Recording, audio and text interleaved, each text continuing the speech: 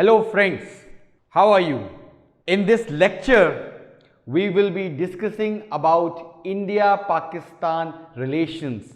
We will provide you the complete background from 1947 till 2020 so that whenever there is any news related to India and Pakistan, you have a background in mind, you know how we begin, how we came to this stage. So when we talk of India and Pakistan, they are called as estranged brothers. There is, I don't remember there is any country in the world which shares so much similarity with each other. And especially the North Indian part and the Pakistan part, they share the same kind of culture, same kind of language, music, food, passion for sports, even the dressing style. You know, if you go to Indian Punjab and if you go to Pakistani Punjab, salwar is a most suitable clothing for the men. So we have we have a history, we have a common history of 5,000 years. We should not forget that the key sites of the Indus Valley civilization, they are not in India, they are in Pakistan, be it Harappa, be it Mohenjo-daro. Also, Pakistan has historical cities like Takshila. Takshila was a great center of medicine during the ancient period of India. Even the city of Peshawar, it was known as Purushpur during the ancient India. It was an important city during the Kanishka's rule. So as we know that, when India and Pakistan became independent, Muhammad Ali Jinnah believed that the relations between India and Pakistan would be just like US and Canada.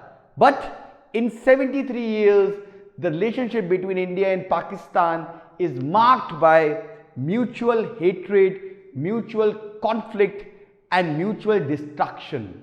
In the words of G. Parthasarathi, who was India's ambassador to Pakistan, India, if we try for India or trying India-Pakistan reconciliation is just like treating two patients whose disease is allergy with each other.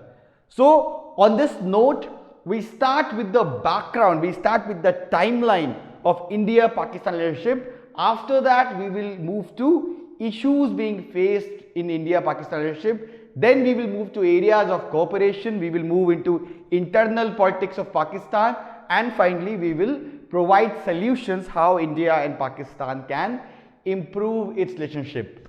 So let's start with the background. 1947, Britishers came, Britishers ruled India for 200 years, and in 1947 they decided to partition India into two parts.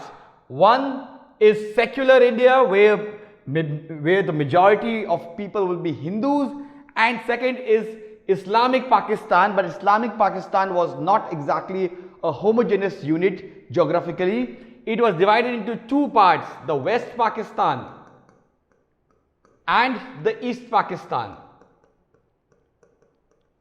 Because as you know, you must have read in history how before the partition, there were riots, there were a lot of tension between the Congress and the Muslim League. So if we talk of the partition was not it was not a peaceful event, rather it was a bloody event.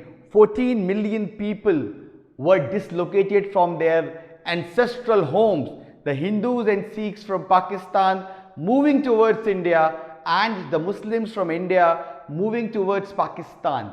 1 to 2 million people died in this because of ethnic and religious clashes. It was perhaps the biggest disaster after the World War II.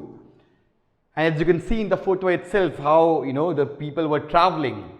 Then after the partition, within the next 2-3 months, the relationship between India and Pakistan soared. Why? Because of the issue of Kashmir. So Kashmir, if you know, Kashmir was a princely state in British India, and it had a Hindu ruler, a Dogra ruler, Hari Singh, but its major population is Muslim. So the Raja of Kashmir, the Maharaja of Kashmir was undecided whether to join India or to join Pakistan. And Pakistan took advantage of this indecisiveness of the king, and Pakistan started what we call as proxy war, where tribesmen from northwest frontier province, they actually reached Kashmir and they reached the outskirts of Srinagar. By that time, Hari Singh had no choice, and Hari Singh appealed the Indian Prime Minister and the Indian Governor General Mountbatten for help. But India said that we can only help you if you accede to India. So therefore Hari Singh had to accede to India, and then India sent its army and the infiltrators were moved back, but still 1/3 of Kashmir was occupied by Pakistan, and that area is the Pakistan occupied Kashmir and the Gilgit-Baltistan area.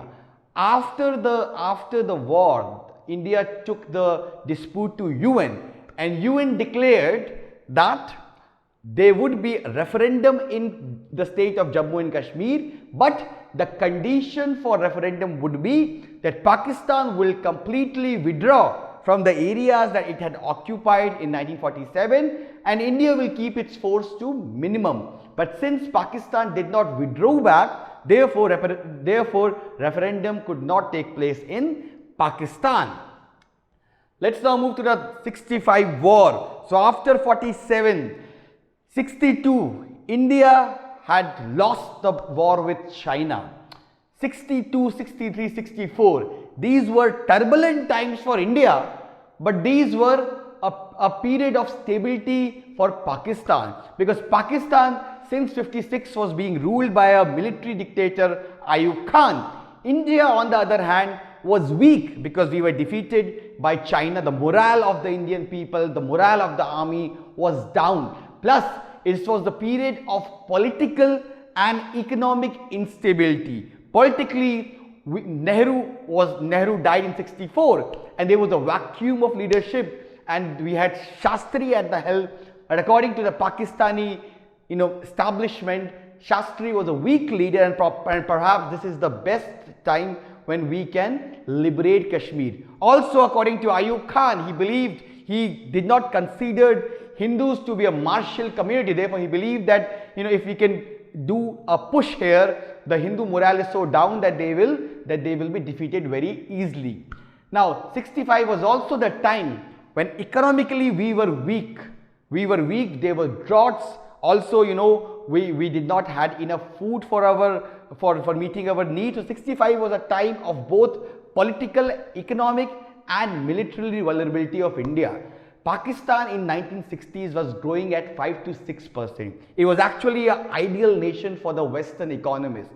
So therefore, Pakistan believed that if we can enter Kashmir, if we can send some infiltrators in Kashmir, and these infiltrators will then actually mix up with the local population, and local population के पास जाके वो उनको उकसाएंगे for revolting. Once there will be internal rebellion in Kashmir, then we will send our mainstream forces and we will liberate Kashmir. So basically, under the Operation Gibraltar, Pakistan sent 10,000 infiltrators to Kashmir for organizing internal rebellion in Kashmir. But when these infiltrators came to Kashmir, they realized that the mood in Kashmir is very different. The people they're not interested in any kind of internal rebellion against India.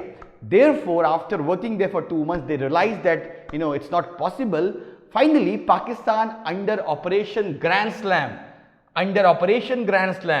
these are also important points for your post-independent India study, because UPSC has asked this question in 2013.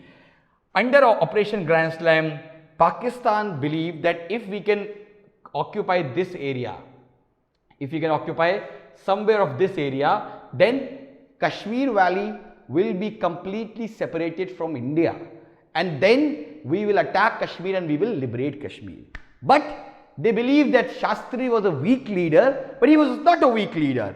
Once he came to know about this plan, Shastri ordered that a second front will be opened. So we will not just fight in Kashmir, we will also fight in Rajasthan, we will also fight in Punjab. So therefore, Shastri ordered Indian Army that they can cross the international border and they can even occupy some part of mainland Pakistan. So therefore, Indian Army reached the outskirts of Kashmir. See, these are the areas, these red areas. So red areas are the areas which were captured by India in 1965 war. Green areas are these areas which are captured by Pakistan in 65 war. So we reached till the outskirts of Lahore. We also occupied some areas in the POK region, in the Jammu region also, and also in the Rajasthan and Sindh border also we occupied certain area. The total area which was occupied by India during the war was 1920 square kilometers.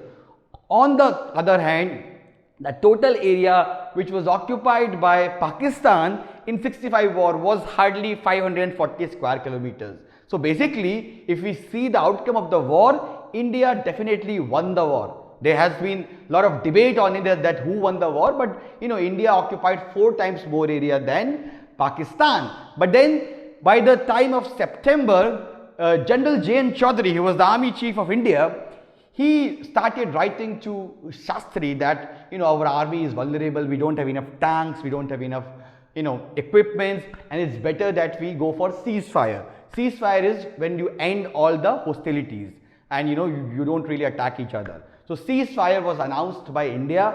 Finally, in 66 January, Shastri met with Ayub Khan in Tashkent, which is in present day Uzbekistan, at that time during the Soviet Union, and the talk was mediated by Kosygin, who was the Soviet Prime Minister, and both of these signed the Tashkent Agreement. Under the Tashkent Agreement, it was announced that both the countries will withdraw from all the areas that they have occupied in last 5 or 6 months. So finally, India had a chance to capture Lahore in 65, but because of Tashkent Agreement, we wanted good relations and there was a pressure from Soviet Union also. So therefore, India retreated, and after the Tashkent Treaty, Shastri died of heart attack. So 65 was the first time when India proved to Pakistan that we are not a cakewalk. You cannot just attack us and capture us. Our army is still strong. Now we move to 1971 war. So as we know that Pakistan was created as an artificial state because it was created on the name of religion and the other aspects of nationality, which include culture, which includes language, food habits, dressing habits. They are also important part of a nationality. But since it was avoided, and in 47 when Pakistan was created, it had 2 main parts. It was West Pakistan and it was East Pakistan. Both these parts were separated by 2000 kilometers of hostile Indian territory. A person from East Pakistan, if he had to travel to West Pakistan, he need to go through the sea route, crossing through Sri Lanka, going through Arabian Sea and then reaching West Pakistan. So it was actually an artificial state. Plus, in the first 23 years, it was proved that Pakistan or the West Pakistan was treating the East Pakistan as a colony, because even though the population of East Pakistan was more than West Pakistan, still the military, the bureaucracy, the civil service, the politics, each of these were dominated by the people of West Pakistan.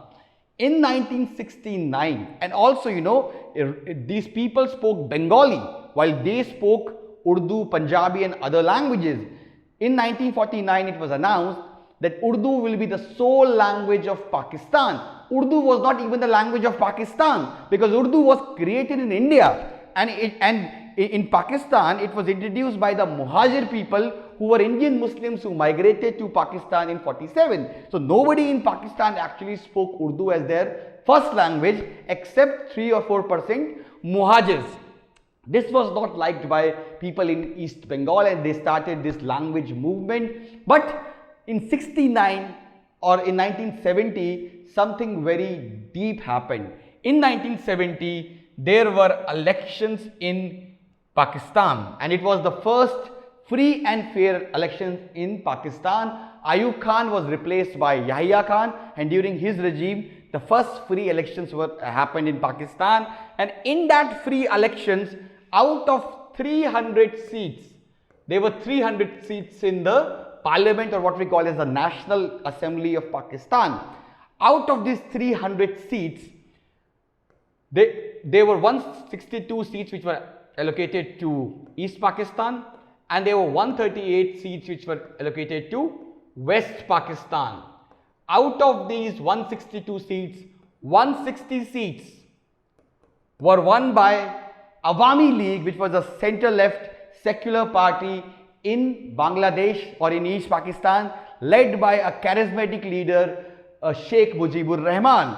And in West Pakistan, 81 seats was won by Pakistani People's Party, headed by Zulfikar Ali Bhutto.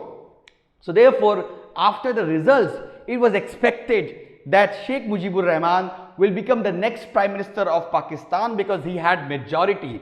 But PPP and other political parties in West Pakistan declared that no political party from East Pakistan can lead Pakistan because the sympathies of Awami League is with India, and therefore the newly constituted parliament was not allowed to sit. It was delayed, and finally when Sheikh Mujibur Rahman realized that they cannot get their rights in Pakistan even after getting majority, if you are not allowing me to be the Prime Minister, then there is no point of us remaining with you. Therefore, Sheikh Mujibur Rahman announced that East Pakistan will fight for its independence.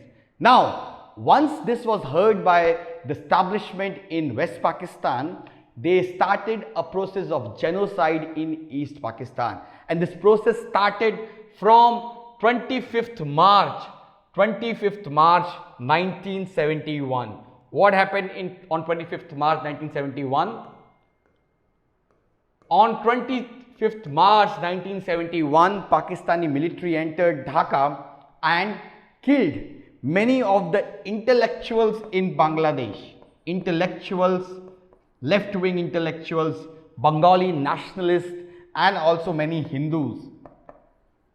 Some 10,000 intellectuals were killed in a single night because Pakistan believed that it is these intellectuals which are actually leading this independence movement, and therefore if they will be killed, then there will be no leaders left, and the masses will not demand independence.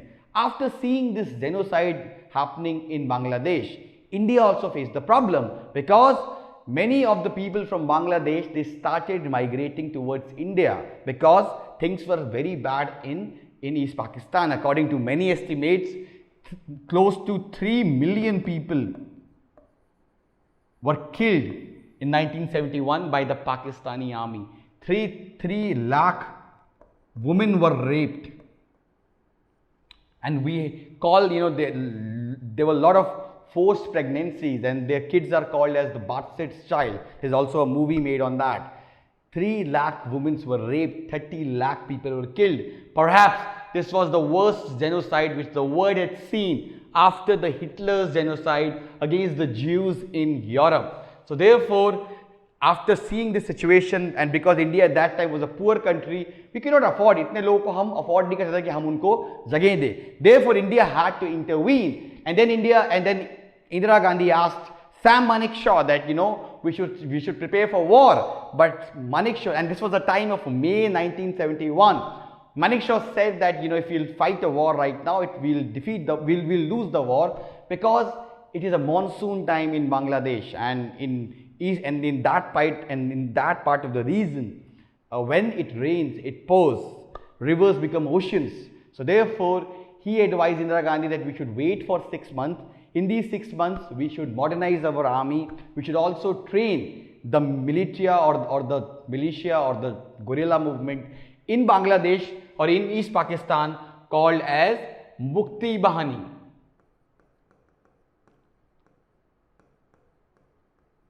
So India believed that we will train the Mukti Wahani, and along with Indian army, the Mukti Wahani will fight against the Pakistani forces. Finally, India and Pakistan declared war on 3rd December, and in 13 days, Dhaka became a free capital of a free country. 91,000 Pakistani soldiers surrendered under the leadership of General A.K. Niazi. And if you can see that historic photo, this is the historic photo where General Jagjit Singh Arora, Major General Jacob, and you have Niazi signing the surrendering or signing the document of surrender. This was perhaps the most proudest moment for Indian army when we had defeated our enemy country hands down.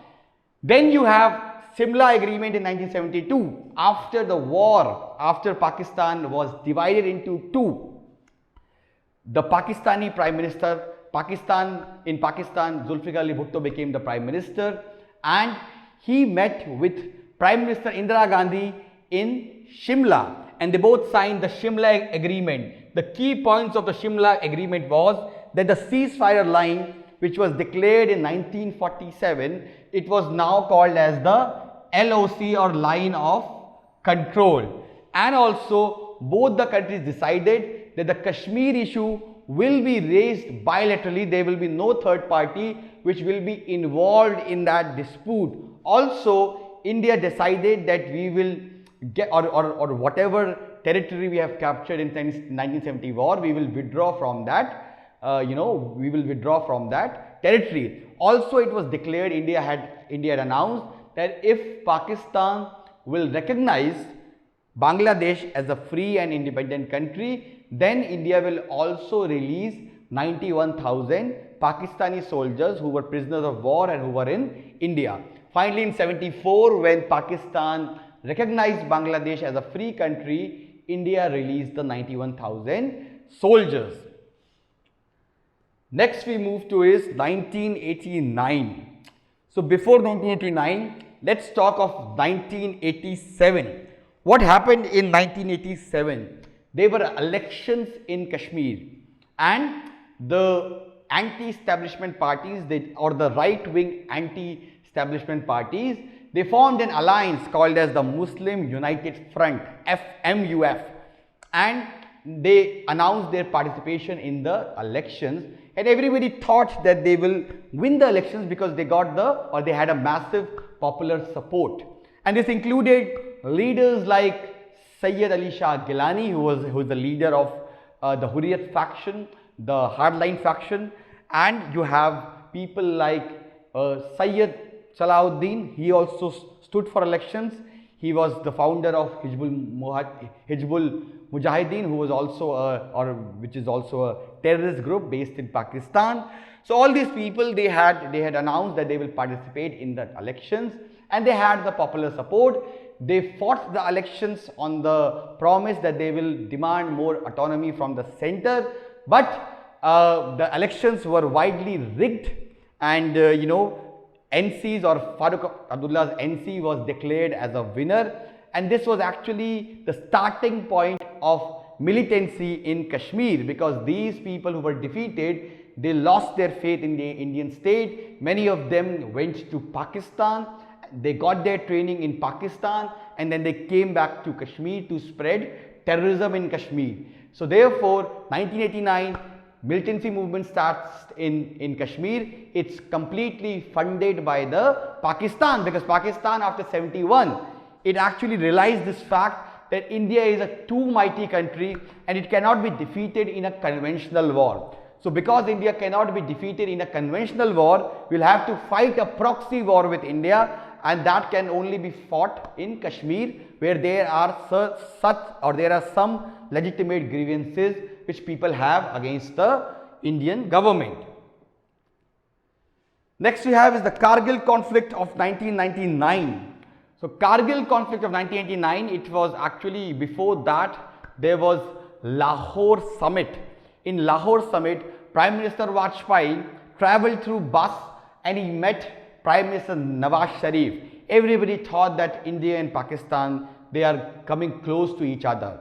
But Pakistan backstabbed India's hope for good relations when a shepherd called Tashi Namgyal in the Kargil region, he saw that there are a lot of infiltrators which are coming in, and these infiltrators have weapons with them, and these infiltrators entered the areas of Dras, of Batalik and of Kargil, and he informed the Indian Army, and Indian Army finally realized that a large number of infiltrators had captured what we call as the commanding heights, because they were at the top of the mountain.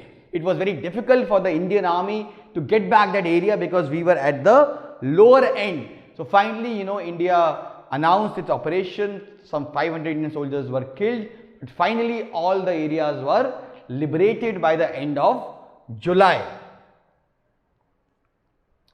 Next we have is the Agra Summit of 1971. So if we talk of the Agra Summit, after the Kargil war, there was another coup in Pakistan, and in that coup, Sharif regime was replaced by Parvez Musharraf. Musharraf was a Muhajir.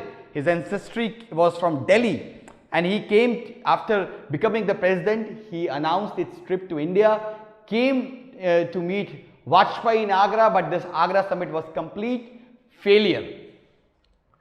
Next we have is the Indian Parliament attack of 2001. So in 1999, during the Kandahar hijacking, so there was the IC-814 Indian airline plane which was traveling to Kathmandu, that was hijacked by terrorists, and then these terrorists took the plane to Kandahar, and finally India released Maulana Masood Azhar, who was the founder of Jaish-e-Mohammed group, and also certain other terrorists, for example Omar Syed Sheikh, who was involved in 9/11 and who was also involved in the killing of US journalist Daniel Pearl. So all these terrorists were released. Finally, Maulana Masood Azhar's JEM was involved in the parliament attack in 2001, in which some 9 Indian soldiers were killed, and after the attack the tensions between India and Pakistan increased significantly because both the countries they sent their army to the border. So border पे काफी ज़्यादा army build up हो गया था, and everybody expected कि war भी हो सकता है, but good sense prevailed on both sides and the war was thwarted. Finally, in 2003, India started again a peace process with Pakistan. Vajpayee said that you can change your history, but you cannot change your geography. Also, you can choose your friends. He said you can choose your friends, but you cannot choose your neighbors. So therefore, he announced, or he extended the hands of friendship towards Pakistan. Pakistan also replied back positively, and therefore for those 4-5 years relationship between India and Pakistan were good.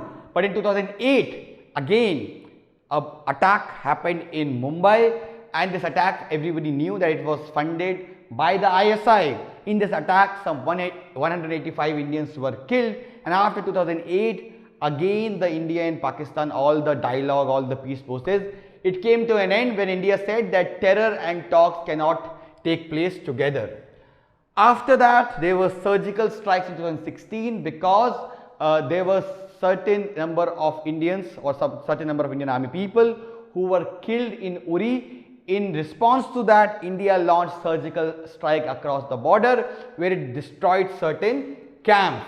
Finally, in 2019, there were a lot of Indian soldiers who were killed, or there were some 40 Indian soldiers who were killed in Kashmir. Finally, India replied back by bombing some terror spots in Balakot region of Pakistan. Let's now talk of internal politics of Pakistan. Let's now talk of how Pakistan is run, what is the internal politics of Pakistan. So if we talk of geographically, Pakistan has 4 provinces and 2 autonomous regions. It has 4 provinces and 2 autonomous regions. Let us look into the provinces in Pakistan. So it has Balochistan, which is the largest area of Pakistan, area wise. but its population is the smallest. Then you have the Punjab, which is here, but its population is highest in Pakistan. Then you have Sindh, and you have Northwest Frontier Province. You have the northern areas, or what we call as the Gilgit and Baltistan, which India claims to be an integral part of India. You have the POK, or the Pakistan occupied Kashmir, and you have the FATA region, or what we call as the federally administered tribal areas. FATA is actually an autonomous region. यहाँ पे tribal लोग ज़्यादातर रहते हैं. 2080s में FATA is merged with Northwest Frontier Province, or what we call as the Khyber Pakhtunkhwa. So this FATA province यहाँ पे काफ़ी ज़्यादा terrorism का hub है. If we talk of politics of Pakistan, we'll see that Pakistan throughout history, it has been ruled by military dictators. Almost half the history of Pakistan, it's ruled by military dictators. So why this has happened? Both Indian army and the Pakistani army, they were actually the sons of the British army. They came out of the British army. They came out of the same traditions. Why did it happen that in India, the army never even thought of doing any kind of coup, while in Pakistan, coup is actually, every 5-7 years there is a coup in Pakistan. Why this has happened? Let us understand that. There are 3-4 main reasons behind that, why there is so much difference. First reason is that India had a political stability after independence. The first 17 years of India was ruled by Nehru, and Nehru from day one declared this thing that the army will always be subordinate to the civilian authority. So therefore, he decreased the budget of army. He also ensured that the army people will report to the defense bureaucracy. He also ensured that the army people, they are refrained from making any political statements. Plus he also, he kept his intelligence, and these intelligence always used to do some kind of secret reporting of the top officials of the Indian army. On the other hand, in Pakistan, their founding father, Jinnah, died 8 months after the formation of Pakistan, and after that, the second most powerful leader, Liaquat Ali Khan, he also was assassinated in 1951. And therefore, there was a kind of political instability which came in Pakistan. There were a lot of people who ruled Pakistan, a lot of civilian leaders, but they were all incompetent. So because there was political instability in the beginning, and they had no visionary leader and who could actually strengthen democracy, therefore from the beginning, in Pakistan, army has been very powerful. The first coup in Pakistan took place in 1956 when this person, Ayub Khan, occupied power. He ruled for 13 years and he was replaced by another military dictator, Yahya Khan. Yahya Khan was actually a womanizer and he was a drunkard. When India defeated Pakistan in 71, if you can go to YouTube, you see his speech. He was completely drunk at that time. Yahya was replaced by, or after Yahya, Pakistan was ruled by Zulfikar Ali Bhutto for 6 years. But then Bhutto was also replaced by his army general Ziaul Haq. Ziaul Haq, then in a fraud case, it actually after the coup, he hanged Bhutto, and he ruled from 77 till 1989. And during his time, Pakistan went for Islamization. The curriculum was changed. Pakistan became part of jihad that was happening in Afghanistan. It started supporting the Mujahideens, and the root cause of terrorism in Pakistan, why Pakistan is the epicenter of terrorism, is this person, Ziaul Haq.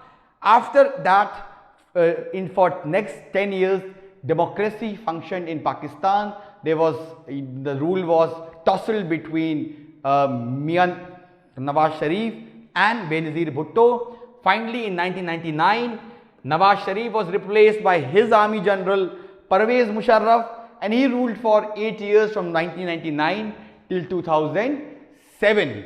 So if we talk of political parties in Pakistan, well, if we talk of their ideological stance, so we have centrist political parties, center left, left, center right, and right. So we have at the left we have the AWP, which is more of a communist party. Then you have the center left parties, just like Congress in India. You have the PPP, whose major vote bank is in Sindh province of Pakistan. Both the Bhuttos were part of the PPP. Then you have the ANP, or the Awami National Party. This is actually the party of Badshah Khan, or what we call as the Khan Abdul Ghaffar Khan, and it's led by his grandson Asfayandar Wali Khan, and it's more of a center-left party. It has its major presence in Khyber Pakhtunkhwa, or the Northwest Frontier Province. Then you have the PKM, which is a party which is based in Balochistan. Then this is also a center-left party. Then you have the center party. It is the MQM, or Muttahida Qawmi Movement, led by, or it was founded by a charismatic leader, Altaf Hussain, who was a Muhajir from India. And it's more of a secular liberal party. It's mostly based in Karachi, and its leader Altaf Hussain is based in Pakistan. He's living in Pakistan for the last 30 years. He is a Pakistani citizen, and therefore in 2018 the party got split, and it's led by another person, Farooq Sattar. Then you have the center-right parties, just like the BJP in India. So you have PTI, or Pakistani Tehreek-e-Insaf, led by Imran Khan, and it is currently ruling Pakistan. And you have the PML-N, or PML Nawaz, led by Nawaz Sharif. Both of these are center-right, and at the end you have the right-wing parties, or what we call as the far-right parties. You have the MMA, or Muttahida Majlis-e-Amal. It is actually the political wing of Jamaat-e-Islami. If we talk the history of Pakistan, usually the far-right parties, they have not done well electorally. In elections, they have not got more than 5% votes. Mostly, the power has been shifted between PPP, PML Nawaz, and now the PTI. These are the three major parties in Pakistan. All the other parties are mostly the regional parties. Now let's discuss the issues between India and Pakistan. So the first issue between India and Pakistan is border dispute in Jammu and Kashmir. Because as you know, as you can see, Kashmir is under the control of three nations. One is India. India के पास ये पूरा control है, almost 50% Kashmir. Then you have the POK, or what we call as the Pakistan occupied Kashmir. So the Pakistan part of Kashmir, it has two regions. One is the POK, second is the northern areas, or what we call as Gilgit and Baltistan. India has always believed that in Gilgit and Baltistan is the integral part of India. Gilgit and Baltistan की अगर हम बात करें, it's more of an autonomous area in Pakistan. यहाँ पे there is a chief minister and there is a governor, but mostly the power is with the governor, who is appointed by the center, or what we call as Islamabad.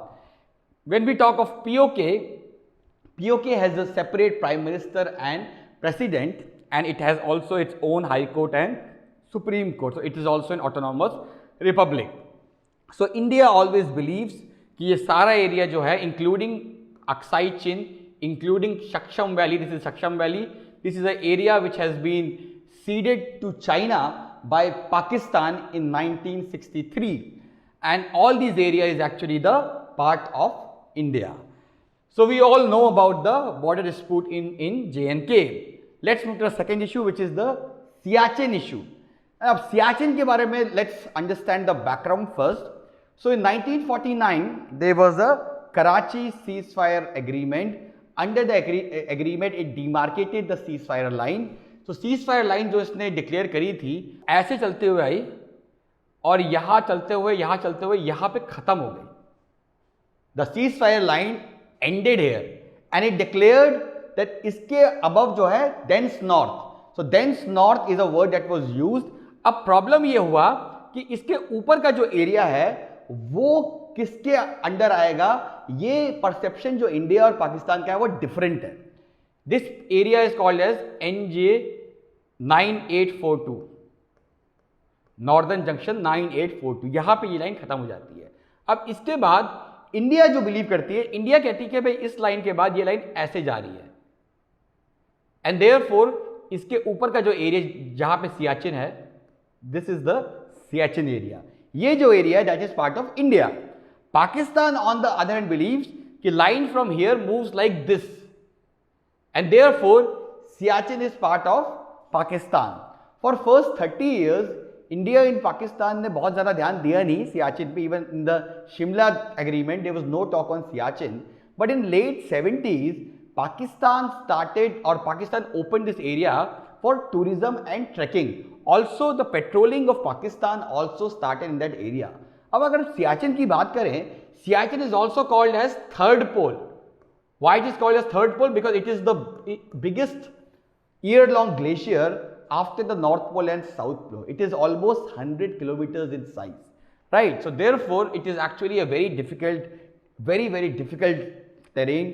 The climate reaches, or the temperature reaches to -70, -75 in the winter. So it's completely a inhabitable area.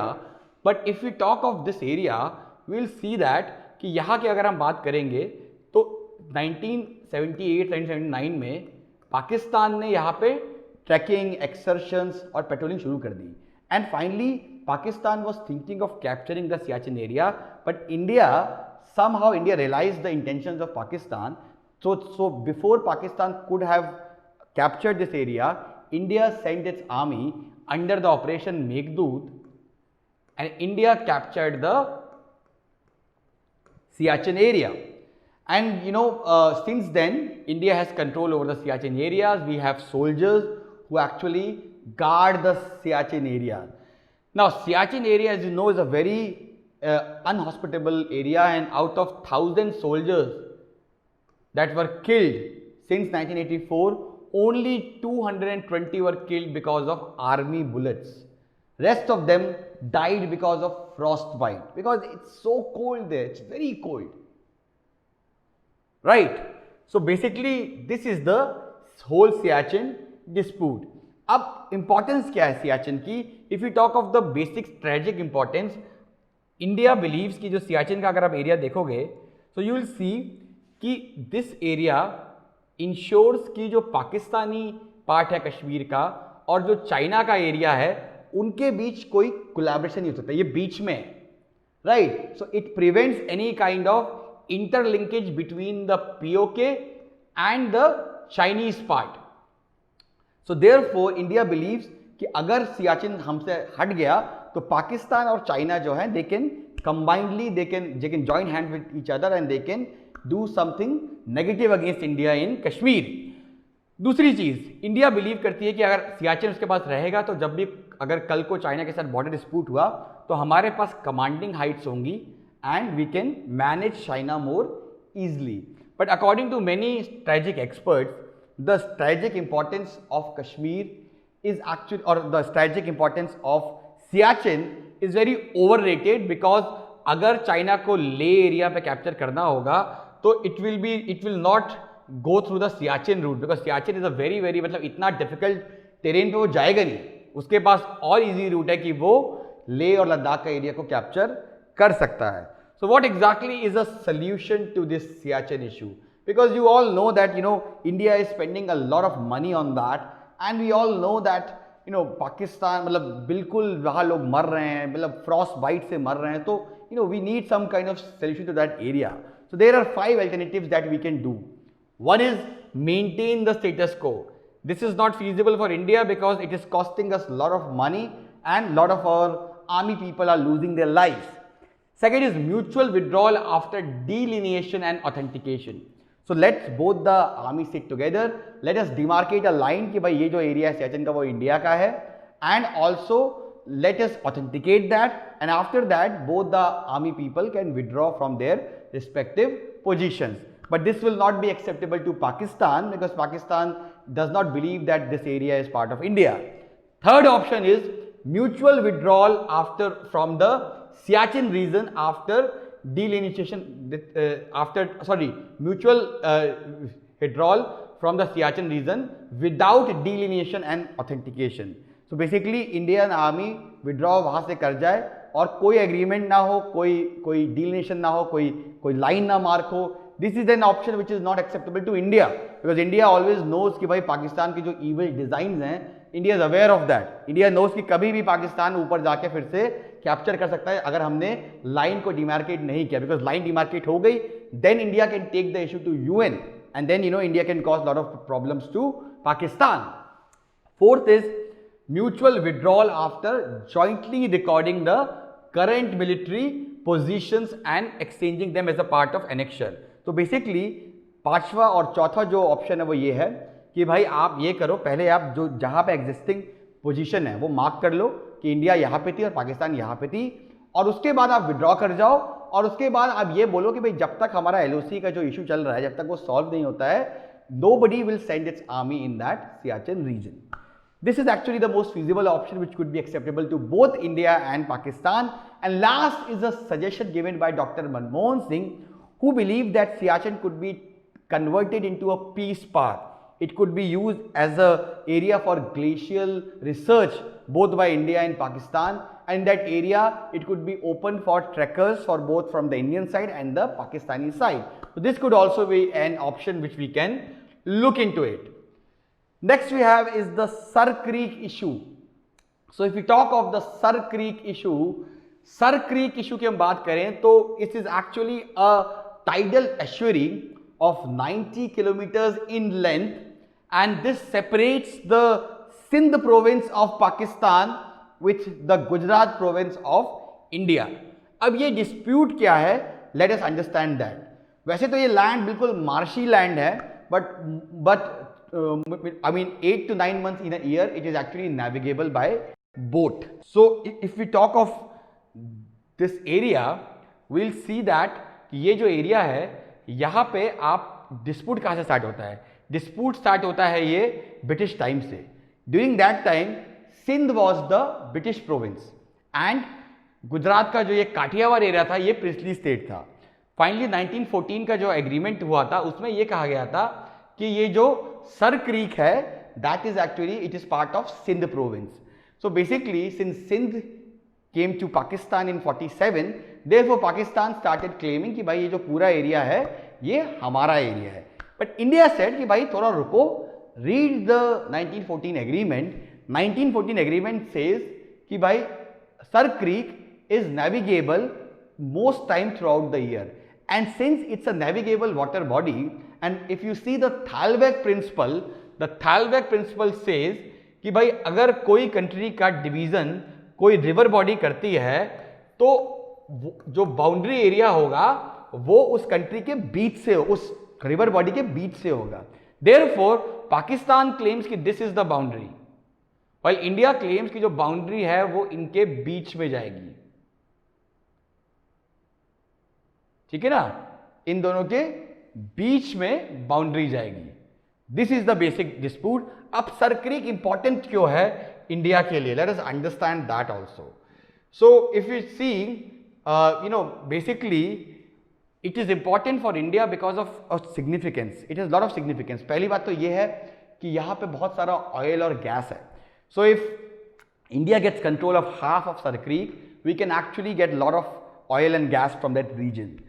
Secondly, ये जो area है, ये area is also ecologically very important. Thirdly, अगर Sar Creek का half area हमको मिल जाएगा तो हमारा जो exclusive economic zone है, basically जो आपका 250 किलोमीटर का एरिया होता है किसी वाटर बॉडी से और किसी सी से बाउंड्री पे, वो एरिया भी जो है हमको मिल जाएगा.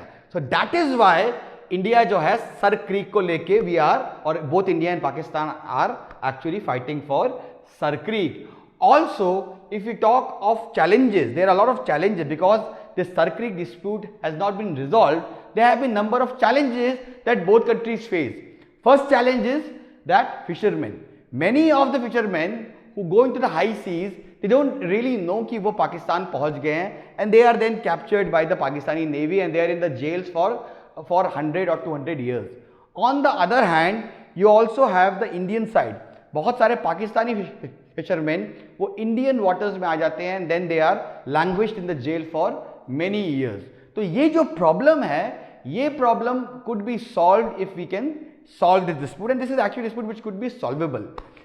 सेकेंड एरिया है कि भाई इस एरिया से ड्रग्स और स्मगलिंग और आर्म्स ये सब यहाँ से स्ट्रगल होते हैं, बिकॉज कई महीनों में ये एरिया जो है वो लैंड एरिया में तब्दील हो जाता है, वाटर सूख जाता है। तो उस टाइम पे काफ़ी सारी स्मगलिंग जो है ड्रग्स की, काफ़ी सारी स्मगलिंग आर्म्स की, वो यहाँ से होती है इंडिया में। Third is terror design.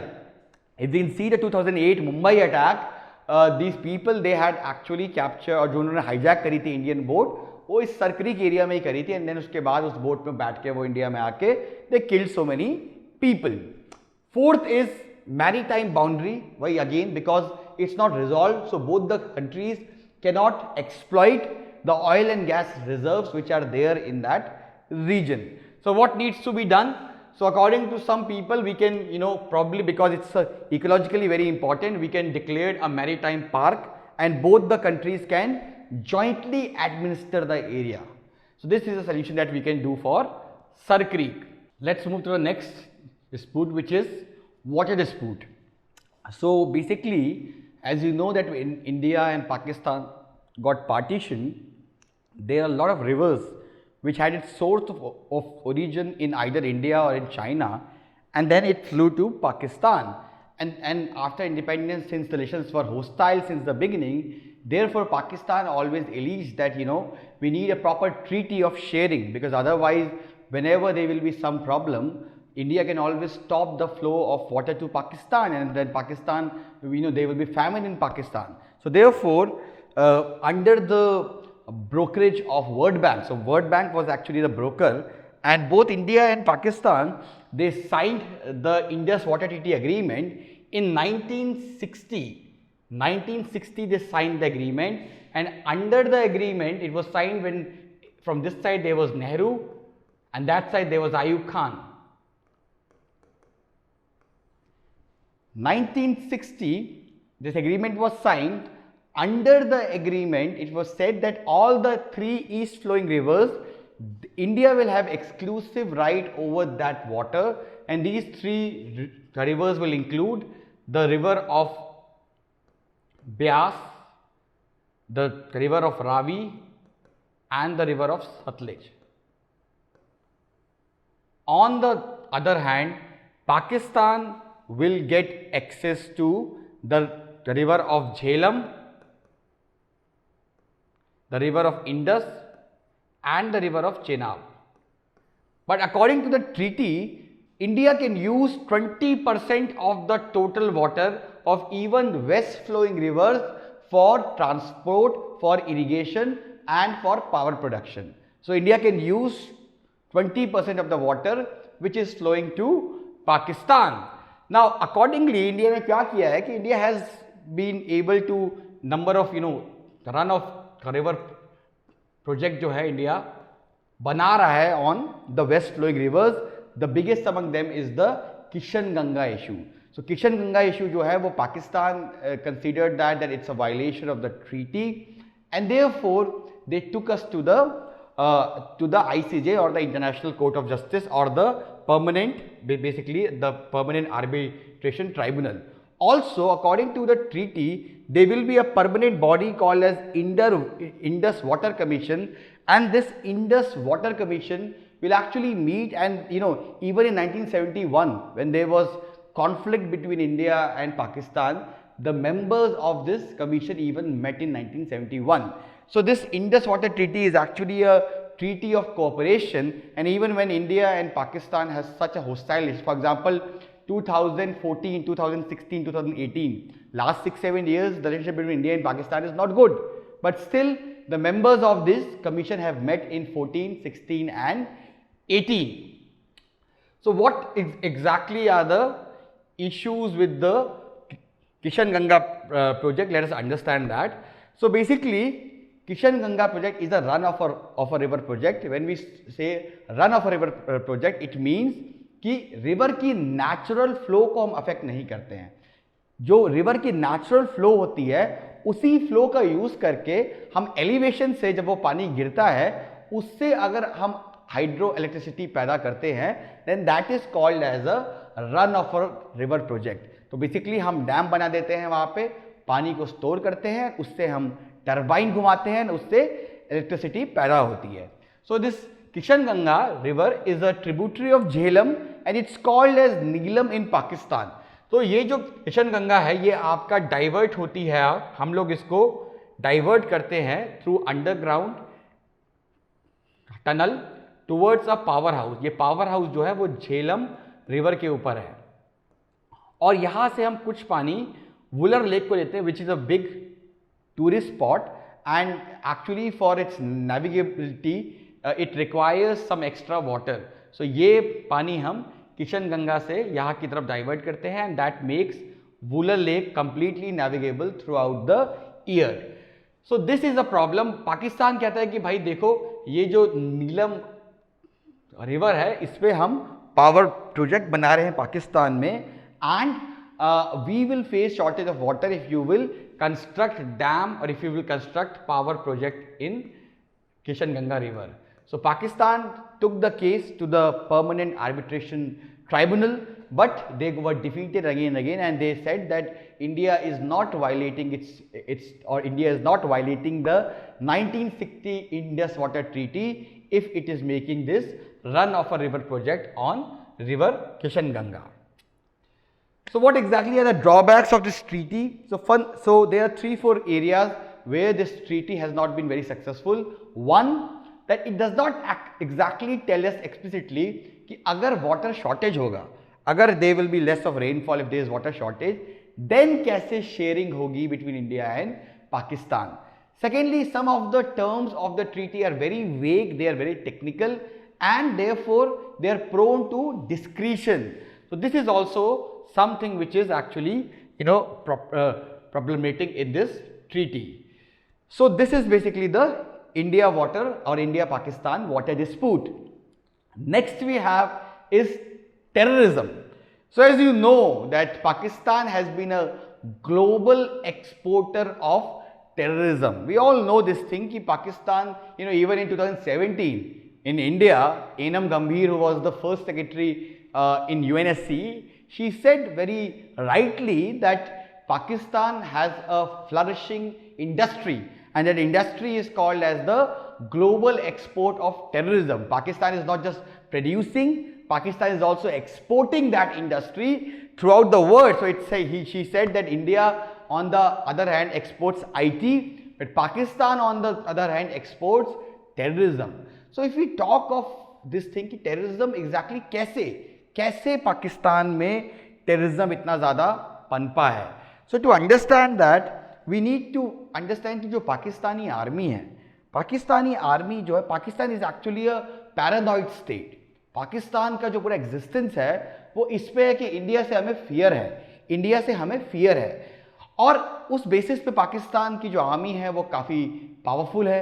Pakistan की जो आर्मी है उसने काफ़ी ज़्यादा उसका रिसोर्सेज पे कंट्रोल है और पाकिस्तानी आर्मी को ये पता है कि भाई हम कन्वेंशनल वॉर में इंडिया के साथ नहीं जीत सकते हैं.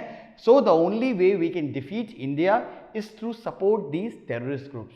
ये इंडिया जाएंगे, ये हमारे बिहाफ में लड़ेंगे and they will create damage to India and its economy.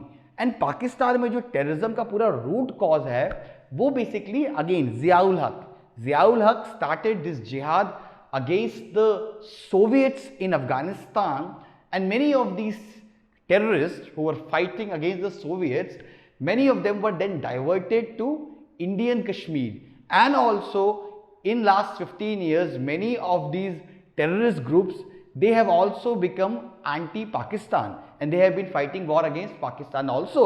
The biggest example of that is TTP और तहरीक-ए-तालिबान. So तालिबान की भी अगर हम बात करेंगे, Taliban is divided into two, the Pakistani Taliban and the Afghan Taliban. Pakistan Taliban जो है, Pakistan considers this to be a terrorist group. Afghan Taliban, Pakistan believes कि that is not a terrorist group, that is a extremist group, but that is not a terrorist group. India on the other hand believes कि भाई दोनों type के तालिबान जो हैं वो terrorist group हैं. तो पाकिस्तान ने टेररिज्म को बोया, सींचा, लेकिन आज वही पाकिस्तान उस टेररिज्म के गड्ढे में गिर गया है. And we can see that by seeing that every year, every month you have a terrorist attack in Pakistan some way or the other. So if you can see this cartoon, the army funds the ISI. ISI is the intelligence agency of Pakistan, and it had its very infamous chief called Hamid Gul, and Hamid Gul jo tha, he was called as a godfather of international terrorism, because he was the Hamid Gul who supported or who created Mujahideens in Afghanistan, and out of these Mujahideens Al-Qaeda developed, and out of these Mujahideens Osama bin Laden emerged. So army ISI को पैसा देती है, ISI LET को देती है, और LET जो है वो टेररिज्म फैलाता है. This is the whole nexus. So as you know that India has been a victim of cross-border terrorism since 1989, where Pakistan is using terrorism as its weapon from 89. And अगर हम बात करें कि reasons क्या है, why we face this problem, तो first reason तो यही है, support from the Pakistani army and intelligence. Second reason porous border का है. हमारा जो बॉर्डर है वो बिल्कुल सिंपल नहीं है, डेजर्ट्स हैं, रिवर्स हैं, माउंटेन्स हैं, so therefore it's not very easy to actually guard the border. Second is the support from non-state actors. So there are a lot of groups, there are a lot of establishment in Pakistan, non-state, which support these terrorist groups. You have JEM, you have Lashkar-e-Jhangvi, you have Lashkar-e-Taiba, you have Hizbul Mujahideen. So many of them are there. Third is the internal support. So there are some people in India itself who have grievances with the government, with the state, and therefore they also support these terrorist groups. On the other hand, you have the corrupt officials in India. ये भी कहीं ना कहीं they play an important role in facilitating the entry of these terrorists into India. The next issue is the trade conflict. So since till 1965, India was the biggest trade partner of Pakistan. But since 65, the trade has been an area where a lot of things could be done. And after the Pulwama attack in 2019, the relationship between India and Pakistan, the trade relations, has almost stopped. If you can see the statistics, you'll see that after Pulwama, which happened somewhere in Feb, the trade was only $2.84 million.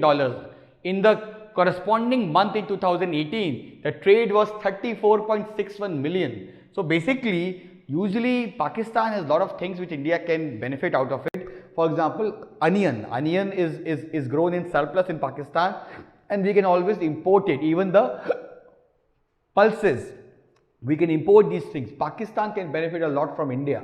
And India had given Pakistan the most favored nation status.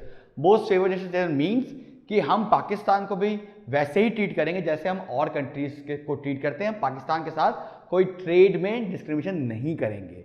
India revoke that status last year, and since then trade बिल्कुल non existent है between India and Pakistan. What are the areas of cooperation between India and Pakistan? So if we see the areas of cooperation, the first area is that of SAARC. SAARC में both the countries are members, and that's actually it's been 35 years since its establishment. Still SAARC continues to function, even though in last 6 years it is hardly doing anything. There is not even a summit of SAARC that has taken place, but still SAARC में दोनों साथ में आते हैं, बैठते हैं, मिलते हैं. That itself is a big achievement. Next is climate change and disasters. So whenever there is earthquake and something other, India and Pakistan always help each other. When there were earthquakes in Kashmir, in the Pakistani side of Kashmir, India helped Pakistan in its rehabilitation. When India faced some problem, Pakistan also offered some kind of help, though India declined the help, but still at least they are concerned about each other. That is also a great thing. Third is locust cooperation. So we all know that both India and Pakistan suffer from the common problem of locust attack. Locust are the grasshoppers. वो जब single होते हैं तो कोई problem नहीं, but वो जब पूरी एक कॉलोनी के साथ कहीं पे हमला करते हैं, then it creates lot of damage to the crops. So in 1960s, there was a permanent commission which was established, which was called as the FAO Desert Locust Commission, and this sits every year. In that commission, diplomats don't sit with each other. Both the experts or the scientists from India and experts and scientists from Pakistan sit with each other, and even during the worst times when when the relationship between India and Pakistan are bad, even then also ये जो locus commission है ये इसकी meeting साल बर साल होती रहती है. नेक्स्ट इज करतारपुर साहिब और Kartarpur corridor. So this is actually a very significant event which took place last year, because Kartarpur is the second or the third most holiest place of Sikhism. This was the place where Guru Nanak finally settled, and he created his colony. He lived 18 years and he died in this place. So this place of Kartarpur Sahib is only 2 kilometers from the border of India. Because of the partition, जो Radcliffe line थी, अब Radcliffe तो भाई अब India आए नहीं, उन्होंने तो भैया फोटो में देखा और उन्होंने लाइन बना दी मैप देख के. तो because of the unscientific demarcation of line in 1947, Kartarpur Sahib it actually remained in Pakistan. For many Sikhs, it was their second, third most holiest place. Even Nankana Sahib, where Nanak is born, that is also in Pakistan. So Pakistani government built a small 5 kilometers corridor, or 5 or I think 2 kilometers corridor. तो basically जो Sikh pilgrims हैं उनको visa की कोई ज़रूरत नहीं है. They can enter Pakistan using that corridor, and they can do all the darshan etc., and then they can come back to India. So this is the map of this. So this is the border, this is the corridor, and using this corridor you can visit Kartarpur and you can come back. So this is actually a great thing, and this could be further areas जैसे शारदा पीठ है वहाँ पे भी हम इसको use कर सकते हैं. Next is fight against Covid. So Covid जब से हुआ है इंडिया एंड पाकिस्तान, हमारी जॉइंट सार्क के साथ, सार्क कंट्रीज के साथ हमारी वीडियो कॉन्फ्रेंसिंग हुई थी, जहाँ पे पाकिस्तान के हेल्थ मिनिस्टर भी आए थे, and that was actually an area of cooperation. What exactly is the potential of India-Pakistan relationship? So when we talk of potential, we'll see that first area is TAPI. TAPI जो था 2015 में इसका काम शुरू हुआ है, and this is actually a gas pipeline which will start from Turkmenistan. It will enter Afghanistan. From Afghanistan it will come to Pakistan, और पाकिस्तान से ये इंडिया में यहाँ आके ख़त्म होगी. So 38 million tons of gas जो है वो इंडिया को मिलेगी, उतने ही पाकिस्तान को मिलेगी, एंड आई थिंक 16 या 14 जो है वो अफगानिस्तान को मिलेगी. So this is actually an area which can solve both India and Pakistan energy deficit, because इससे काफ़ी चीपली हमें गैस का एक्सेस मिल जाएगा, and naturally because gas is use as a input in many factories in India, overall it could have a great impact in India. Next is, basically stability in Afghanistan. We all know this thing. India has done $1 billion investment in Afghanistan. But now after the withdrawal of US forces from Afghanistan, there is only one country which can guarantee peace in Afghanistan. And that one country is Pakistan. When Taliban was there in Afghanistan, Taliban only had diplomatic relations with Pakistan, Saudi Arabia and UAE. तो basically अब Pakistan always wants कि, क्योंकि अभी की जो रजीम है अफगानिस्तान में, it's considered close to India. So once US will withdraw from Afghanistan, Pakistan will try to ensure कि तालिबान वापस पावर में आ जाए काबुल में, because if Taliban will be in power then Taliban will be very friendly with Pakistan. अब प्रॉब्लम यह है कि अगर तालिबान आ गया तो इंडिया का जो इतना इन्वेस्टमेंट है वो सारा बर्बाद हो जाएगा. दूसरी बात, तालिबान आया तो China also borders Afghanistan, and जो उनका जिनजियांग प्रोविंस है वहाँ पे जो उइगर की प्रॉब्लम है, जो उइगर का एक्सट्रीमिज्म है, उसका वजह जो पूरा बेस है वो अफगानिस्तान और पाकिस्तान में ही बना हुआ है. तो इवन चाइना वांट्स कि तालिबान पावर में ना आए अफगानिस्तान में. So basically if India can force और India can coordinate with China, and India can tell China कि भाई देखो, अगर तालिबान आया अफगानिस्तान में तो तुम भी मरोगे, हम भी मरेंगे, तो ये बेस्ट है कि पाकिस्तान तुम्हारा दोस्त है. It's being said that they have relations mightier than Himalayas, deeper than Arabian sea. तो इस टाइप के रिलेशंस हैं आपके. तो सीधी सी बात है, आप पाकिस्तान को कन्विंस करो कि once US withdraws from Afghanistan, आप किसी टाइप की मिस्टेक मत करो. You try to help India and China in creating stability in the region. Because अगर अफगानिस्तान stable हो गया, then actually पूरा काफी area जो है वो stable हो जाएगा. Next is also if India and Pakistan with cooperate with each other, SARC can again become more relevant. SARC का जो irrelevant, it's a least integrated area, or it's the least integrated zone in the whole world. Only 5% of trade happens intra or between the intra SARC countries. बाकी सब SARC के बाहर होती है trade. तो SARC का जो relevance है वो क्यों नहीं है? Because India and Pakistan they could not agree in anything, and therefore many of the proposals SARC के थे वो accept नहीं हो पाते हैं, वो implement नहीं हो पाते हैं.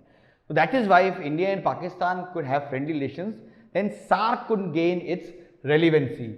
Next is reduce the military expenditure. अब खुद देखो, आप खुद समझो, दो मुल्क जहां पे इतनी ज्यादा गुर्बत है, अनएम्प्लॉयमेंट है, there is unemployment problem, there is poverty problem, there is hunger problem, malnourished problem. You know, outside sub-Saharan Africa, no other region has so much malnutrition, so much hunger.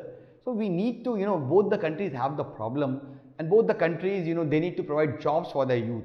If the relationship between India and Pakistan will improve, India का 70-80% military expenditure ऐसे ही खत्म हो जाएगा, पाकिस्तान का भी खत्म हो जाएगा.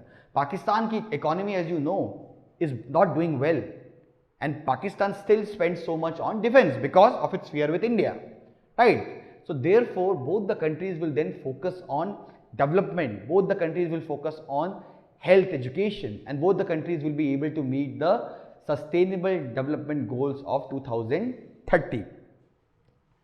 Let's now talk of the way forward, how we can improve the India-Pakistan relations. So there are two ways we can improve that. One is the use of soft power, second is the use of hard power. What is soft power? Soft power is actually a persuasive or a persuasive kind of, you know, method in international relations, in which rather than going for war, etc., you know, a country promotes its economy, its culture, and through that it makes the country attractive for the other countries of the world. For example, India has yoga. India की जो योगा है वो throughout the world popular है. That is India's soft power. Yoga की वजह से पूरी world में इंडिया की रिस्पेक्ट है, पूरी वर्ल्ड जो है वो कहीं ना कहीं इंडियन कल्चर को अडॉप्ट करती है. So when we talk of soft power और what are the areas where which could be explored, first is hydro diplomacy. So we can create a water grid. India can also ensure कि भाई जो हमारा जो Indus water treaty में कहा गया है कि 20% एरिया हम यूज कर सकते हैं, अगर इंडिया उसको यूज ना करे, वो सारा पानी पाकिस्तान को जाने दे, and that India can give a message. Gujarat doctrine में क्या कहा था कि you give concessions to your neighbouring countries, don't expect them to give concession, you give it, you show a large heart. So if India can do that, then naturally it will give a positive message to people and government in Pakistan.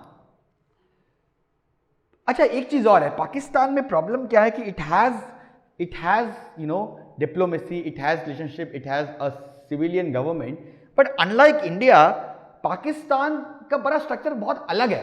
वहां पे जो civilian government है वो उसके पास real power नहीं है. It's the army and the ISI which actually runs the show from behind. There is a saying कि in Pakistan is run by 3 A's: Allah, America and army. America का fund आता है, army के हर जगह you know दबदबा है, and also you have the Allah which is it's a Islamic state. And the difference between कि India और पाकिस्तान कैसे आर्मी को ट्रीट करता है, या इंडिया और पाकिस्तान में गवर्नमेंट आर्मी को कैसे ट्रीट करती है. there was a big Pakistani singer, I'll not name him. He came to India, and when he came to India, Indira Gandhi came to know about him कि भाई he came to India, and Indira Gandhi was a big fan of that singer. So Indira Gandhi told his secretary that he should call that person and tell him that the Prime Minister will meet him tomorrow in his office, in her office. So that person went to the Prime Ministers of India office, and he saw that the army, the Air Force and the Navy, both the chiefs were waiting outside in the office. And then this person went inside. Both the 3 chiefs kept on waiting, and he met with the Prime Minister first, and they interacted for almost 2 hours. And for 2 hours, these 3 Army, Air Force and Navy chiefs were waiting outside. He came back, and when he came back to India, he told in one of the interviews कि ऐसा अगर पाकिस्तान में होता तो रातों रात ही कूप हो जाता, क्योंकि पाकिस्तान में द आर्मी चीफ आप 10 मिनट वो वेट करा लेगा प्राइम मिनिस्टर को, कहेगा भाई ऐसे की तैसी तुम्हारी, तुम हो गए अपने प्राइम मिनिस्टर, बट हम भी आर्मी चीफ है, हम चाहें तो 1 मिनट में कूप कर सकते हैं. तो एक ट्रेडिशंस जो है डेमोक्रेसी का, वो इंडिया और पाकिस्तान में डिफरेंस है. इंडिया में काफी डीप तक घुस गया है, पाकिस्तान में बिकॉज आती जाती रही है, कभी आई कभी नहीं आई. That is the basic problem. Second area और second thing which we can improve is by using the cultural diplomacy. Cultural diplomacy means because इतना same culture, north India culture तो बिल्कुल सेम है. I can give you an example. I lived in Canada and we had Pakistani friends. Technically, to be really honest, I could connect more with a Pakistani guy from Lahore than I could connect with an Indian person from Tamil Nadu, because with the person in Tamil Nadu, the language was different. We had to speak English. Also, the foods were different, the food habits, the culture, the jokes. And on the other end, a person from Lahore, he speaks the same language. We talk of Bollywood, we talk of cricket, we talk of food. We talk of any other, because things are so similar. So basically, cultural angle को promote करके we can stand in a relationship. For example, Coke Studio. Coke Studio is a Pakistani creation, but it's also being used in India. India में भी Coke Studio program जो है वो use होता है, and that is something which can improve relations. Plus, there could be more mushairas, there could be more poetry events which could be organized, in both the nations, where the people from this country can go to, or the experts or the poets from this country can travel. तो इस type से हम culturally हम एक दूसरे को help कर सकते हैं. सेकेंडली, जैसे आपका करतारपुर वाला था, ऐसे ही जो शारदा पीठ है, जो कश्मीरी पंडित्स का बड़ी होली प्लेस है, एंड शारदा पीठ is in POK, Pakistani occupied Kashmir. तो वहाँ का जो बेसिकली इशू है, तो बेसिकली अगर हम जैसे हमने करतारपुर साहिब डेवलप किया, वैसे हम शारदा पीठ डेवलप कर दें, then that could also improve. ऐसे कई सारे मुस्लिम साइट्स हैं जो बॉर्डर पे हैं.